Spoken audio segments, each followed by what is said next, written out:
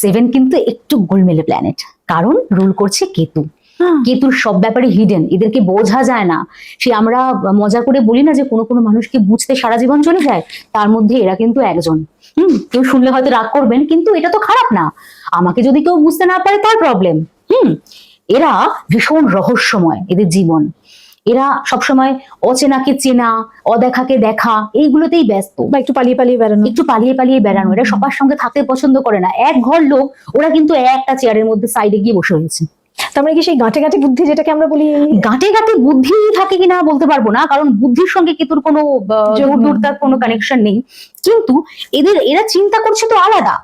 মানে ধরুন আপনি একটা টপিক নিয়ে এখানে ডিসকাস করছেন, অনেকে আছে, কিন্তু আমি ভাবছি অন্য টপিক নিয়ে, তখন তো আপনার ডিসকাশনটা আমার মন মতন হবে না। আমি তো চাইবো একটু সেপারেট হয়ে আমার লেভেলে ভাবতে। এরা একটু আধ্যাত্মিক প্রকৃতির হয়। আধ্যাত্মিক মানে কিন্তু পুজো পাঠে বৃহস্পতির মতো আধ্যাত্মিকতা নয়। এরা একটু গুপ্ত বিদ্যার দিকে ঝোঁকে। তন্ত্রক্রিয়া, তন্ত্রোক্ত বই, তন্ত্রোক্ত পূজা পদ্ধতি, কিভাবে কি করতে হবে, গুপ্ত বিদ্যার দিকে এরা ভীষণ ঝোঁকে। এদের ভাবনা চিন্তাই আলাদা লেভেলের। আর যখন কোনো জিনিস নিয়ে এরা পড়ে, এত ডেপথে গিয়ে পড়ে, সেই জিনিস বার করেই ছাড়ে। এরা রিসার্চ করতে পারে কিন্তু ভীষণ ভালো, সেটা পড়াশোনা নিয়ে হোক, তন্ত্র নিয়ে হোক, যেটাই নিয়ে হোক, রিসার্চ ওয়ার্ক এরা ভীষণ ভালো করতে পারে।